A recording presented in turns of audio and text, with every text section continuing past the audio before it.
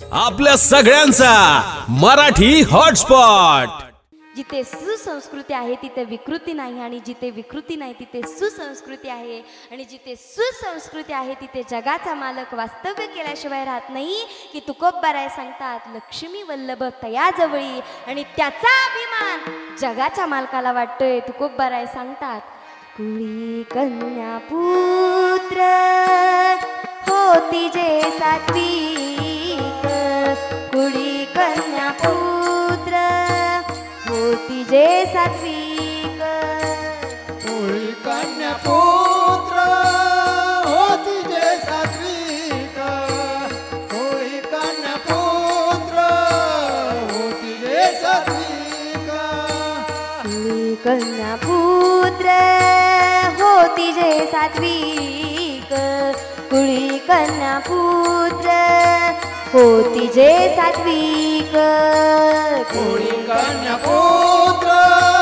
होती जे सात्विक, कुळी कन्या पुत्र होती जे सात्विक, तयाचा रीक वाटे देवा, तयाचा रीक वाटे देवा, तयाचा रीक वाटे देवा, कुळी कन्या पुत्र होती जे सात्विक, कुळी कन्या पुत्र होती जे सात्विक, कुळी कन्या पुत्र होती जे सात्विक, कुळी कन्या पुत्र होती जे सात्विक, तयाचा रीक वाटे देवा, तयाचा रीक वाटे देवा, वाटासरी तयाचा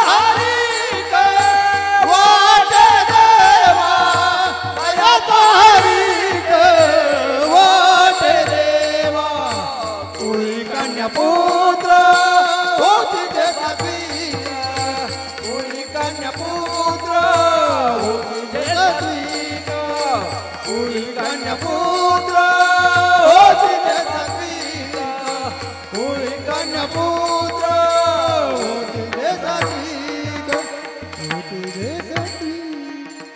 आणि अशा प्रकारे तुकोबाराय सांगतात कुळी कन्या पुत्र होती जे सात्विक, तयाचा हरिक वाटे देवा। जगाच्या मालकाला सुद्धा अशा पिढीचा अभिमान वाटतो। मग अशी पिढी कोणत्या संस्काराच्या माध्यमातून घडली जाते तर शास्त्र सांगतं पहिले जे 8 संस्कार आहेत, पहिले जे 8 संस्कार आहेत ते 8 संस्कार ज्या आई वडिलांनी आपल्या लेकरांवर केले, अतिशय महत्त्वाचे 16 संस्कार, 16 संस्कारापैकी पहिले 8 संस्कार पूर्व पक्षात येतात, राहिलेले 8 संस्कार हे उत्तर पक्षात येतात। पहिले पूर्व पक्षातले 8 संस्कार ज्या आई वडिलांनी आपल्या लेकरांवर केले, अशाच लेकरांनी राहिलेले 8 संस्कार आपल्या आई वडिलांवर केले। मग कोणते 8 संस्कार की जे संस्कार आजच्या पिढीवर झालेच पाहिजे, तर त्याच्यातला पहिला संस्कार शास्त्राने सांगितला गर्भधारणा नावाचा।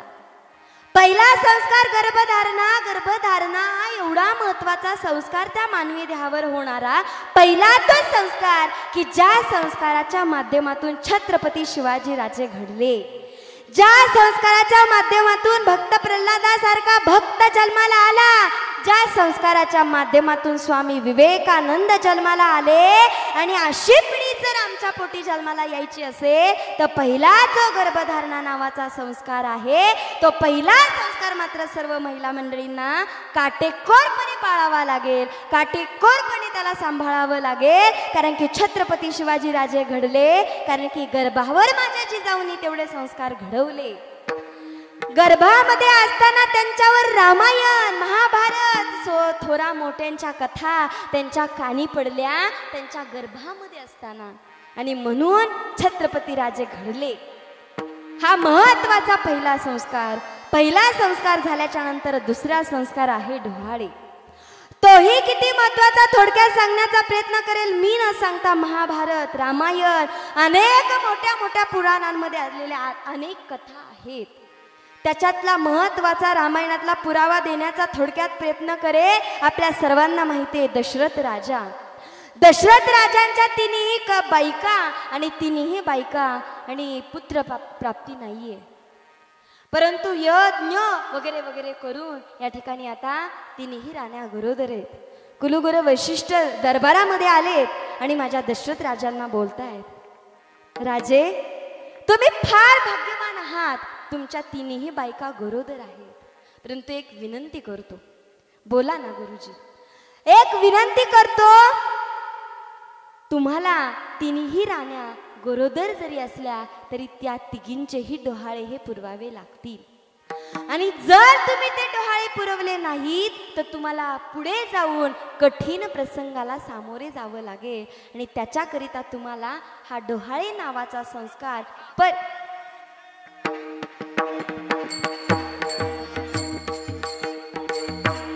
वा इने करी बाबा.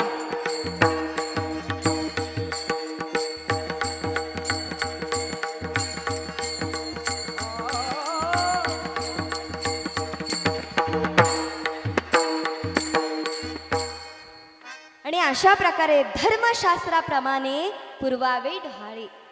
ह्या न्यायाप्रमाणे तुम्हाला तुमच्या तिन्ही राण्यांचे डोहाळे पुरवावे लागतील. हा पतीचा सगळ्यात मोठा महत्वाचा धर्म असेल आणि म्हणून तो तुम्हाला पार पाडावा लागेल. आणि असं बोलल्याच्या नंतर दशरथ राजांनी शब्द मान्य केले. गुरु जे बोललेत ते आता करावं लागणार, आणि म्हणून एक एक राणी आणि पहिल्यांदा या ठिकाणी आलेत ते कैकेयी मातेच्या महालामध्ये. कैकेयी मातेच्या महालामध्ये आल्याच्या नंतर दशरथ राजा कैकेयीला म्हणतात, अगं कैकेयी, सांग तुझ्या मनाशी होतेचे डोहाळे सांगावो वेल्हाळे मजपाशी. राणी सरकार, तुम्हाला कोणते डोहाळे लागले सांगा मजसी, ते पुरवण्याचं कर्तव्य माझं आहे, मी ते परिपूर्णतेला नाही, पण बोला. आणि त्याच्यानंतर कैकेयी माता बोलते, ऐका, महत्वाचं आहे, अतिशय मार्मिकतेचे. कैकेयी बोलते, दशरथ राजा, मी बोलणार, पण ते तुम्हाला पाळावं लागेल.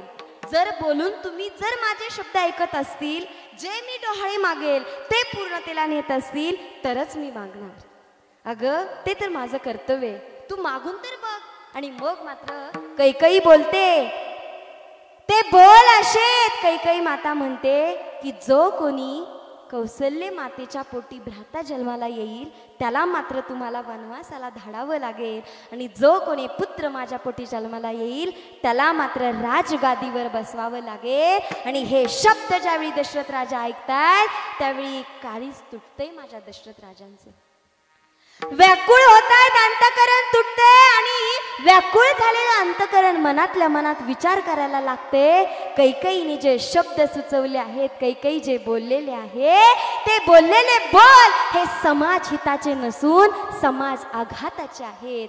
ते बोल हे धर्माला लागून नाहीये तर अधर्माला लागून आहेत. नेमाप्रमाणे जो थोरला असतो ना त्याचा अधिकार हा गादीवर असतो, आणि इथे तर कैकेयी काय बोलते, तर जो कोणी माझ्या पोटी जन्माला येईल त्याला मात्र राजगादी द्यावी लागेल. आता काय करावं प्रश्न पडला दशरथ राजांना. व्याकुळ झाले आणि तो विचार करता करता करता धारार्थी पडले, खाली पडले. आणि मग मात्र कैकेयी म्हणते, झाली तुमची नाटकं सुरू, आणि रागाच्या भरात तिथून ती निघून जाते. तात्पर्य सिद्धांत मला कथा लांबवायची नाहीये, मला मार्मिकतेचं सांगायचंय. तात्पर्य सिद्धांत एवढाच की तुझी ही इच्छा, तुझे हे डोहाळे परिपूर्ण करू शकेल की नाही, हा सुद्धा संवाद दशरथ राजा आणि कैकेयी मातेमध्ये झाला नाही. म्हणून इच्छा नसताना भरताला गादी भोगावी लागली, आणि इच्छा नसताना प्रभू रामचंद्रांना वनवासाला जावं लागलं. हा महत्वाचा दुसरा संस्कार आहे की जो संस्कार आमच्या जीवनामध्ये प्रत्येक पतीला आपल्या पत्नीचा पूर्ण करावा लागतो. असा डोहाळे जेवण. तिसरा संस्कार नालछेदन नावाचा. तो कसा, तर महिला मंडळ चलता चालता म्हणून जातात, बाई पोरगी आईवरच गेली, आईवरच पडली. आई जर भानकुदळी असेल तर पोरगी पण भानकुदळी, आईवरच गेली, रक्तावरच गेला, असं आपण सहज जाता जाता म्हणतो. म्हणजे तात्पर्य सिद्धांत मला एवढा सांगायचा आहे, नालछेदन नावाचा संस्कार आपल्या आईच्या रक्तातले दोष पुढच्या पिढीला आपल्या लेकरांना येऊ नये म्हणून जो संस्कार केला जातो तो नालछेदन नावाचा संस्कार झाला. आता चौथा संस्कार आला जन्मोत्सव. जन्मोत्सव म्हणजे प्रत्येक घरामध्ये मुलगी जन्माला आली, प्रत्येक घरामध्ये मुलगा जन्माला आला, आनंद झाला आणि त्या आनंदाच्या भरामध्ये जो संस्कार साजरा केला जातो, जो उत्सव साजरा केला जातो तो जन्मोत्सव नावाचा संस्कार. आणि तो झाला. आता पाचवा संस्कार आला पाठापूजन. आता पाठापूजन तुमच्याकडं पाचवीला सटवी येते का सटवाई येते हो महिला मंडळ? काय येते? सटवाई येते ना? सटवाईच येते. आणि सटवाई येते पाचवीला. आपल्या सर्वांच्या कपाळावर लिहून जाते. लेकरू असं दिवे लावून जाणारे, आपली मुलगी असं कर्तव्य करणारे, आपला मुलगा असं कर्तृत्व गाजवणारे, हे सगळं कार्य ते सटवाई पाठापूजनला आपल्या लेकराच्या कपाळावर लिहिली जाते. दिवा ठेवला जातो आणि त्याच्यामध्ये जो उत्सव साजरा केला जातो, जो संस्कार केला जातो तो आहे पाठापूजन नावाचा. पाठापूजन झालं. आता सहावा संस्कार आला बारसं, मौजी बंधन. बारसं म्हणलं की मला मधलासा राणी आठवते. जी मधलासा राणी काय करायची हो? प्रत्येक लेकराच्या बारशाला जायची, राज्यामधल्या प्रत्येक लेकराला आपल्या हातावर घ्यायची आणि अशी झुलवायची, त्या लेकराला उपदेश करायची. म्हणजे काय करायची? तर भक्तिरूपी पाळणा, भक्तिरूपी पाळणा, ज्ञानरूपी दोरी आणि वैराग्याची गीतं गायला सुरुवात करायची ती मधलासा राणी. त्या लेकराला सांगायची, अरे लेका, तुला वाटेल शेवटच्या क्षणाला तुझे आई वडील, तुझे सखे, तुझे नातलग सगळे सोडवायला येतील, मंत्रिमंडळ सोडवायला येईल, कुणीही तुला सोडवायला येणार नाही बरं का बाळा. तुझं तुलाच बघायचे, नाही कुणाचे कुणी, तुझे नव्हे रे कोणी, अंतिल जाशील एकल प्राण्या माझे माझे म्हणूनी. अशा न्यायाप्रमाणे लेका आत्ताच उठ, जाग हो आणि तुझ्या चांगल्या कर्माला लाग. उठा जागे वारे आता, स्मरण करा पंढरीनाथा. ह्या न्यायाप्रमाणे आता उठ, जाग हो, सावध हो आणि एवढं चांगलं कर्तृत्व कर की जेणेकरून तुझ्या कर्तृत्वावर, तुझ्या स्वतःच्या कर्मावर तुझं सगळं काय घडून जाईल आयुष्य. असं तू काहीतरी कर, असं ती मधलासा राणी त्या मौजी बंधन बारशाच्या सोहळ्याला सांगत असते. नामकरण सोहळा होतो आणि आता सातवा संस्कार आला तो विद्यार्जन नावाचा. की विद्यार्जन म्हणलं लेक आपला 5-7 वर्षाचा, आता तर काय छोट्यापणीच टाकतो आपण, UKG छोट्यापणीच सगळं काय त्यांचं चालू आहे. परंतु 7 वर्षाचा झाला, लेकाच्या हातामध्ये पाटी, पेन्सिल, दप्तर, वह्या, पुस्तकं सगळं काय दिलं आणि लेकाला सांगितलं, छोटासा लेक आहे तो, छोट्याशा लेकाला सांगितलं, लेका आता 7 वर्षाचा झालास तू, आता शाळा गाठायची, शिक्षण घ्यायचं, पहिलीपासून ते ग्रॅज्युएशन होईपर्यंत स्वतः सक्षमपणे तुला उभं राहायचे, स्वतःचं कर्तृत्व करायचे. वयाच्या 25व्या वर्षापर्यंत जेवढं काही ज्ञान ग्रहण करायचंय ना तेवढं सगळं ज्ञान ग्रहण करायचं आणि वयाच्या 25व्या वर्षापर्यंत ज्या गुरूंकडून ज्ञान घेतलं त्यांना दक्षिणा द्यायची. आणि मग मात्र काय करायचं, म्हणजेच काय करायचं तर सगळं ज्ञान ग्रहण करून दक्षिणा देऊन पुन्हा आपल्या घरी यायचं. आणि घरी आल्याच्या नंतर 8वा जो संस्कार केला जातो तो संस्कार आहे लग्न सोहळा नावाचा. एकदा का बापाची चप्पल लेकाला आली की देऊन टाकायची, बापाची चप्पल लेकाला आली की देऊन टाकायची. दशरथ राजांचा एक केस पिकलेला सगळं देऊन टाकलं, पण आमचं मात्र तसं नसतं. आमचं सगळी केस पिकली तरी आम्ही आमच्या लेकाकडे आमचं राज्य देत नाही, दिलंच नाही पाहिजे. मी तर म्हणते सगळं द्यायचा. जे काय बसलेले मंडळीत ना, ज्यांचं काय चप्पल लेकाला आलेले सगळं देऊन टाकायचं, पण चाव्या मात्र द्यायच्या नाही. चाव्या दिल्या ना घोळ होतो सगळा, म्हणून चाव्या आपल्याकडे ठेवायचं, सगळं देऊन टाकायचं, सगळं कर मानायचं, फक्त चाव्या मात्र आपल्याकडे ठेवायच्या. आणि अशा पद्धतीत चांगल्या घराण्यातील चांगली कुलवान अशी मुलगी बघायची, लेकाचं घोंगडं लेकावर टाकून द्यायचं. आता जबाबदारी आई वडिलांची जबाबदारी आता संपून गेली. आता जबाबदारी कुणाची सुरू झाली तर आता लेकाची जबाबदारी सुरू झाली. कारण की 8 संस्कार आई वडिलांनी त्या पित्याने आपल्या लेकावर केले. मग आता राहिलेले 8 संस्कार प्रत्येक लेकाने आपल्या आपल्या आई वडिलांवर करायचे आहेत. मग असे 8 संस्कार. त्याच्यातला पहिला संस्कार वानप्रस्थाश्रम. 61 साठी बुद्धी नाटी झाली म्हणून 61 झाली. वानप्रस्थाश्रम सुरू झाला आणि वानप्रस्थाश्रमात पदार्पण केलं रे केलं. मग शास्त्र सांगतं, काय सांगतं? बालपणी कमवावे ज्ञान, बालपणी कमवावे ज्ञान, गृहस्थाश्रमी कमवावे धन आणि वानप्रस्थाश्रमी कमवावे पुण्य. मग आता पुण्य करायच्या भानगडीत पडायचं. प्रपंच बघायचा नाही, शेरड करड बघायची नाही, गोटा बघायचा नाही, गाय बघायची नाही, बंगला बघायचा नाही, गाडी बघायचं नाही, काहीही बघायचं नाही. फक्त पुण्य आणि पुण्य बघायचं, भगवंताचं नामस्मरण करायचं आणि शेवट कसा आपला गोड होईल ह्याच्याकडे लक्ष द्यायचं. ठाईचं बैसुनी करा एक चित्त, आवडी आनंद ताळवावा, नामस्मरण भगवंताचं करायचं. असं करत वानप्रस्थाश्रमाला देहत्यागाला आणि देहत्यागाच्या वेळी जगाच्या मालकाला सुद्धा वाटलं पाहिजे की अरे हा माणूस आपल्या पार्टीचा आहे, हा माणूस आपल्या पार्टीचा आहे, त्याला त्रास द्यायला नको, आपल्याचकडे घेऊन जा असं त्याला वाटलं पाहिजे. त्याच्याकरिता नामस्मरण करायचं. देहत्याग झाला, अंत्यसंस्कार झाले, सावडायचा कार्यक्रम झाला आणि अंत्यसंस्कारापासून म्हणजे पहिल्या दिवसापासून जे आई वडील, जो आपला अगदी या ठिकाणी जीवात्मा, आपले जे वडील आहेत, जे आपल्या ज्या दिवशी आपल्याला सोडून गेले, ज्या दिवशी आपले अंत्यसंस्कार त्या वडिलांचे झाले, त्या दिवसापासून ते 10व्या दिवसापर्यंत प्रत्येक दिवशीचा प्रत्येक पिंड आपण या ठिकाणी त्या जीवात्म्याला सूक्ष्म रूपाने येऊन त्याच्यामध्ये ते वास्तव्य करत असतात म्हणून ठेवत असतो. असं या ठिकाणी 9व्या दिवसापर्यंत तो पिंड आपण या ठिकाणी ठेवला आणि त्याचा पूर्ण पिंड हा 10व्या दिवशी झाला. आणि 10व्या दिवशीचा दशक्रिया नावाचा विधी आम्ही आमच्या जीवनामध्ये आपल्या वडिलांसाठी केला. दशक्रिया विधी झाला, 11वा झाला, 13वा झाला. 13वा झाल्याच्या नंतर कुंभश्राद्ध, मासिक श्राद्ध, प्रत्येक महिन्याला 15वा जो संस्कार आहे, प्रत्येक महिन्याला अगदी जो अतिथी आपण आपल्या घरी जेवण करायला बोलवत असतो, माझे वडील, माझे आजोबा, माझे काहीही सासरे माझ्या घरी जेवायला येतात असं म्हणून ज्या महिन्याला जो संस्कार आपण साजरा करतो तो 15वा संस्कार कुंभश्राद्ध झालं. आणि कुंभश्राद्ध झाल्याच्या नंतर आता जो 11 महिन्याचा जो आपण केलेला जो पिंड आहे तो आजच्या दिवशी काय झालेला असतो, 12व्या महिनी पूर्ण पिंड झालेला असतो. आणि तो संस्कार युक्त जन्मल्यापासून शेवटच्या श्वासापर्यंत मरेपर्यंत जे संस्कार युक्त तो पिंड, माझ्या जो जीवाचा, माझ्या आत्म्याचा जो पूर्ण पिंड केला, तो पूर्ण पिंड, तो जीवात्मा, तो पूर्ण पिंडाचा तो जीवात्मा त्या जगाच्या मालकाला विनवणी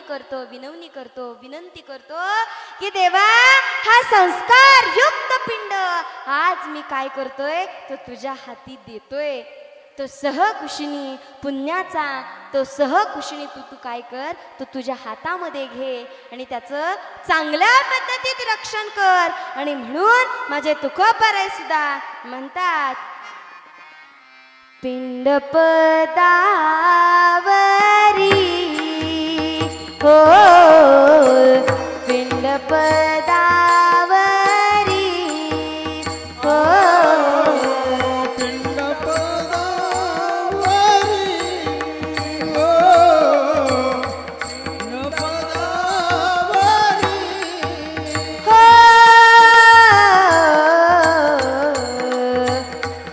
पदावरी हो, पिंड पदावरी हो, पिंड पदावरी हो, पिंड पदावरी दिला आपुलिया करी, दिला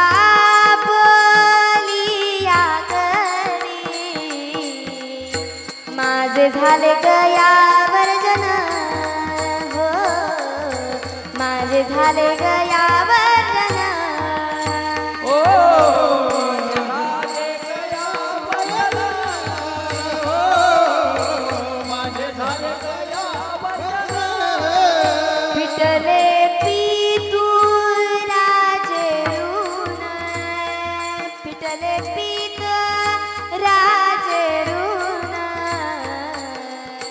माझे झाले गया वर्जन ओ माझे झाले गया वर्जन माझे झाले गया वर्जन माझे झाले गया वर्जन आणि अशा प्रकारे तुकोबाराय सांगतात पिंड पदावरी दिला आपुल्या करी माझे झाले गयावर्जन फिटले पितरांचे ऋण आणि तो फिटले पितरांचे ऋण तो दिवस मात्र आजचा आहे. आजच्या दिवशी आपल्यामधून सोडून गेलेले आपले आजोबा आपले भाऊ आपल्या सर्वांना आज व्याकुळतेने विनंती करत असतात की दादांनो मी जेव्हा आजारी होतो तेव्हा मला भेटायला आले नसतील चालेल मला. जेव्हा माझे अंत्यसंस्कार होते तेव्हा तुम्ही मला अंत्यसंस्काराच्या वेळी आले नसतील चालेल मला. सावडायला आले नसतील चालेल मला. दहाव्याला आले नसतील चालेल मला. परंतु आजच्या दिवशी मात्र मला निरोप द्यायला या बरं का.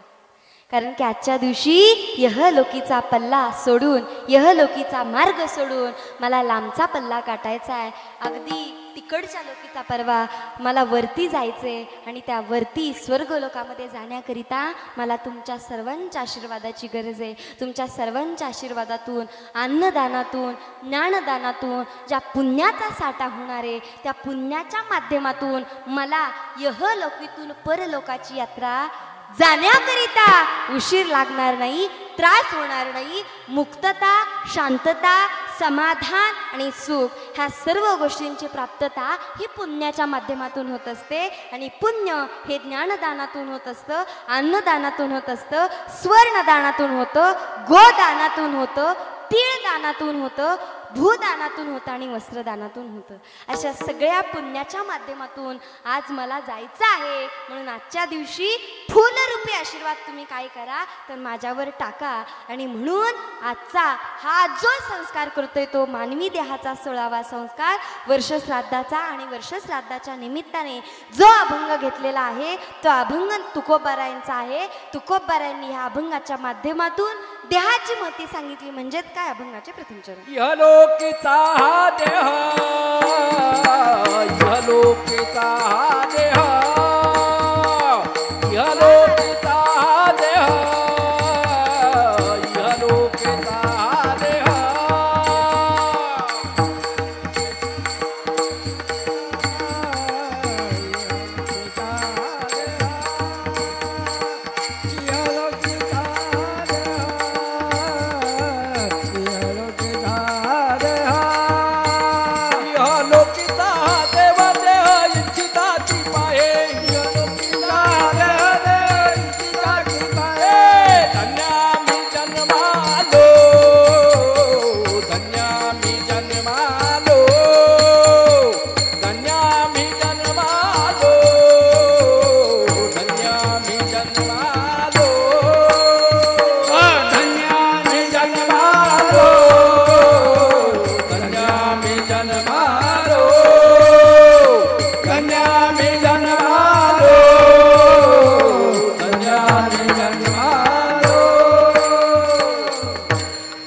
अशा प्रकारे तुकोबाराय अभंगाच्या प्रथम चरणामध्ये सांगतात ही लोकीचा हा देह देव इच्छिता ते पाहे.